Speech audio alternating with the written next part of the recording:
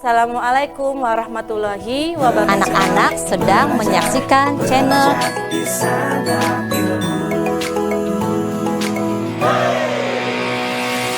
Belajar di Santap Ilmu.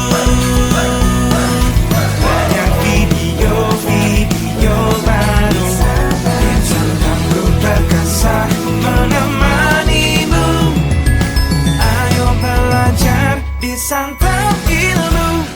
Assalamualaikum warahmatullahi wabarakatuh. Kembali lagi bersama Bu Ciara Maula dari SDN 1 Ciwaringin pada channel YouTube Santap Ilmu. Nah, pada kesempatan kali ini Ibu akan melanjutkan pembahasan kita mengenai bagaimana tubuh kita bergerak part 2.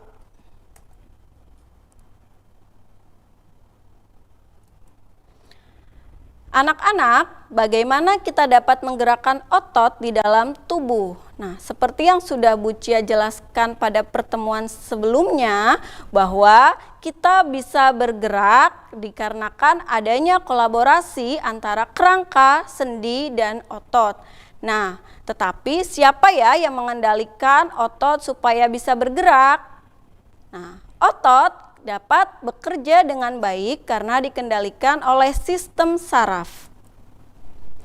Sistem saraf adalah sistem yang mengatur dan mengendalikan semua aktivitas tubuh. Adapun fungsi dari sistem saraf yang pertama adalah mengatur organ tubuh sehingga bekerja dengan selaras. Contohnya, kita dapat berjalan dengan seimbang. Kaki kanan kita melangkah, kaki kiri kita ke belakang. Nah, kalau tidak adanya sistem saraf, bisa jadi nanti yang melangkah adalah kedua kaki kita. Nanti kira-kira apa ya yang akan terjadi? Tentunya kita akan terjatuh. Selanjutnya, contoh lain adalah pada saat kita makan, secara otomatis tangan kita akan menuju kepada mulut kita. Hal ini dikarenakan karena adanya sistem pengendali pada sistem saraf. Fungsi sistem saraf yang kedua adalah menerima rangsangan sehingga tubuh dapat mengetahui dengan cepat keadaan yang terjadi di sekitarnya. Contohnya, kulit dapat memberi informasi rasa sakit dengan cepat. Misalkan kalian sedang membantu ibu kalian di dapur, kalian mengupas bawang lalu tangan kalian teriris oleh pisau. Secara spontan kulit kalian akan memberikan rangsangan kepada otak bahwa kulit kita terasa sakit. Nah, hal ini diakibatkan karena adanya sistem saraf pada tubuh kita. Selanjutnya, fungsi yang ketiga adalah mengendalikan dan memberikan reaksi terhadap rangsangan yang terjadi pada tubuh. Contohnya, kita dapat bereaksi cepat untuk menghindar setelah menyentuh panci panas. Nah, itu merupakan beberapa fungsi dari sistem saraf. Selanjutnya, sistem saraf terdiri dari yang pertama adalah otak. Otak merupakan pusat dari sistem saraf pada manusia. Yang kedua adalah sumsum tulang belakang. Yang ketiga adalah sel-sel saraf pada anggota seluruh tubuh kita. Bagaimana sistem saraf pada manusia? Sistem saraf membuat kita bisa berpikir, bergerak, menjaga keseimbangan, dan menjalankan aktivitas mendasar. Contohnya seperti bernafas, memompa jantung, mengolah makanan, dan masih banyak lagi. Otak menjadi pusat kendali dari seluruh aktivitas yang kita lakukan selama 1 hari penuh. Selanjutnya, tak hanya mengatur gerak, otak juga mengatur apa yang kita rasakan dan mengatur emosi kita. Jadi segala sesuatu yang kita rasakan, yang kita lakukan, itu dikendalikan sama sistem saraf yang berpusat kepada otak. Selanjutnya, otak juga mendukung tubuh bisa merespon perubahan yang terjadi di sekitar kita. Misalnya, suhu yang ada di sekitar kita yang bisa berubah secara drastis. Saraf di permukaan kulit akan merespon dan mengirimkan sinyal ke otak bahwa situasinya berubah dingin atau terlalu panas. Otak akan segera memerintahkan tubuh untuk mencari cara menghangatkan atau mendinginkan tubuh.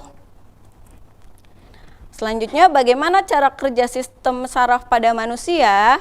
Nah, kalian bisa amati gambar di depan. Di sini adalah otak manusia, otak kita ya. Sistem saraf semuanya dikendalikan oleh otak. Otak terhubung dengan jaringan saraf di seluruh tubuh dan bertemu di sumsum tulang belakang. Nah, jaringan saraf dan sumsum tulang belakang ini berperan dalam menghantarkan rangsangan dari seluruh tubuh untuk kembali ke otak. Begitupun seterusnya. Selanjutnya, pernahkah kalian merasakan sakit di bagian punggung karena posisi saat duduk? Karena salah posisi saat duduk? Tentunya pernah ya. Nah, apa sih yang mengakibatkan kita bisa terasa sakit, bisa luka? Nah, itu merupakan penyakit yang menyerang pada sistem gerak kita. Di sini ada beberapa penyakit yang menyerang sistem gerak. Contohnya yang pertama adalah gangguan fisik, fraktura atau patah tulang, dan fisura atau retak tulang. Selanjutnya, penyakit yang menyerang sistem gerak adalah osteoporosis. Osteoporosis merupakan penyakit yang menyebabkan kepadatan tulang menurun atau pengeroposan tulang. Hal ini disebabkan karena kurangnya kalsium. Selanjutnya, penyakit yang menyerang sistem gerak terjadi pada gangguan tulang belakang. Nah, ini dibedakan menjadi 3 ya anak-anak. Yang pertama ada kifosis. Nah, kifosis merupakan kondisi tulang belakang yang membengkok ke arah belakang. Ada lagi lordosis. Lordosis merupakan kondisi tulang belakang yang membengkok ke arah depan. Selanjutnya skoliosis, kondisi tulang belakang yang membengkok ke arah samping. Itu merupakan beberapa contoh gangguan tulang belakang. Selanjutnya, bagaimana cara kita untuk mencegah hal-hal tersebut? Nah, tips menjaga kesehatan tulang yang pertama, kita harus mengkonsumsi makanan yang kaya nutrisi untuk kesehatan tulang, seperti mengonsumsi kalsium. Contohnya susu, yogurt, telur, kacang-kacangan, sayuran hijau, kerang, dan lain-lain. Selanjutnya, kita harus mendapatkan asupan vitamin D yang cukup dengan cara berjemur di pagi hari selama 20 atau 30 menit.